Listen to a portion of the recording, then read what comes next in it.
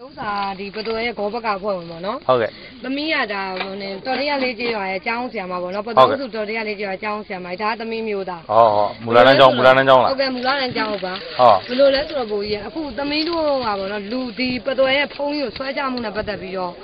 ဒီဘတော်ရွာကလူငယ်စုပေါ့နော်9ဦးကသူတို့က9ဦးလူ9ဦးပါလေပြောဘတော်ရဲ့ဖုံးကြီးကိုဆွဲကြတယ်နောက်မျိုးနယ်ကတန်ခါနာကအဖွဲရလဲဖုံးကိုဆွဲကြတယ်လက်နဲ့ချင်းကြောက်တယ်မိုးတဲ့တန်ကားပစ္စည်းတွေအကုန်လုံးစွန့်ပစ်တယ်အဲ့ဒါကိုသမီးကမခံနိုင်ဘူးဖုံးဘက်ကတိုင်းမှာသမီးတို့ကအတိုင်းထိတက်သွားကြတယ်သမီးဘက်ကလူက213ဦးပါခဲ့တယ်အားလုံးပေါင်းဆိုလူ900ကျော်တယ်အုပ်စုလိုက်တက်ကြလာအဲ့ဒီအချိန်မှာဖုံးကြီးကိုသူတို့ကဆွဲကြတဲ့အချိန်မှာသမီးကပေါ့နော်အခုသမီးကိုသူတို့ကပြည်တော်စုဝင်ကြီးတက်တိုင်ထားတယ်သမီးတို့ကလည်းတိုင်းမှာတိုင်းဥက္ကဋ္ဌဆရာတော်ကြီးရဲ့မယန်းကျိုးကျောင်းလိုက်ကအတွင်းမှုရဲ့အောင်မေပုံသာကျောင်းကဆရာတော်ကြီးတွေရဲ့နောက်ဒုတိယညွှန်ကြားမှုဦးနိုင်အောင်မိုးရဲ့အကုန်လုံးစသုံးလုံးဖွဲ့ဝင်နေသမီးတို့စစ်တဲ့အချိန်မှာသမီးတို့ဘက်ကအနိုင်ရပါတယ်ဟုတ်ကဲ့အနိုင်ရသွားတဲ့အချိန်မှာသာသနာရေးမှုကြီးကသမီးတို့ဘယ်လိုပြောလဲဆိုတော့ဆရာမရဲ့တဲ့ဆရာမလူတွေပေါ့နော်ပညာတတ်လူတန်းစားအဖွဲ့အနေနဲ့ပေါ့နော်သူတို့ဘက်ကလည်းသူတို့ဘာမှမပြောမိပါစေနဲ့ပေါ့ဖုန်းကြီးကိုကြောင်းပြနေတာလေအေးဆေးစွာနဲ့တင်ပေးပါတဲ့ဟုတ်အဲ့လိုပြောတဲ့အချိန်မှာသမီးတို့ကအေးအေးဆေးဆေးလေးနဲ့ပဲလူ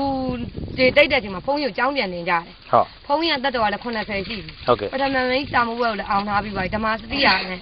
သူကသတင်းသုံးနေတဲ့ဖုန်းကြီးဖြစ်ပါတယ်သမီးကိုအခုသူတို့ကတိုင်ထားတဲ့အမှုကဘာလို့လဲဆိုတော့သမီးကဂောစကန်ညာတရွာသူဖြစ်နေတယ်ပေါ့နော်ဖြစ်နေတဲ့အတွက်ပညာရေးကိုအားမပေးဘဲနဲ့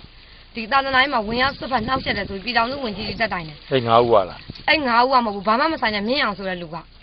ဝင်ရောက်သမီးကလည်းမခံနိုင်ဘူးသမီးကဟုတ်တယ်စားသုံးလုံးရှိမှအကုန်လုံးရှိမှဖွဲ့စည်းတဲ့အားလုံးရှိမှဖုန်းကြီးမမှန်လို့ရှိရင်ဖုန်းကနေဖုန်းသွားသမီးကဒီသာသနာ့မှာဝင်ရောက်စွတ်ဖက်ခဲ့ဆိုသမီးကအမှန်တိုင်းဖြစ်တဲ့အတွက်သမီးဒီယာလူနဲ့သမီးလဲရတယ်ဟုတ်ကဲ့ဆိုပြီးတော့သမီးဒီယာလူနဲ့သမီးတက်တေခံပြီးဖုန်းရှိမှတင်ပြခဲ့တယ်ဟုတ်ကဲ့အတင်ပြခဲ့တယ်သမီးမှန်လို့တင်ပြခဲ့တာသမီးမျက်နှာတဲ့အလုံးသမီးဝါသနာပါတဲ့အလုံးကိုသမီးတင်ပြခဲ့တာအခုသူတို့ဘက်ကသမီးတို့ဘက်ကအားလုံးညင်သွားချိန်မှာသူတို့က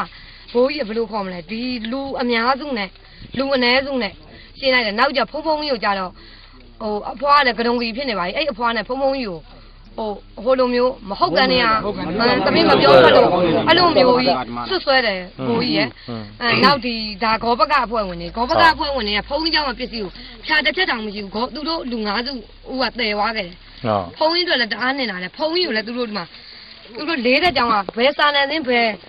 ဟိုနေစာလေးဖွဲ့ရမှာခွင့်ပြုချက်မရရှိပဲစာတွေထုတ်ထားတယ်တိုင်းရဆရာတော်ကြီးကိုလည်းဘုံမလဲဘုံသမီးတို့တရားဖုံး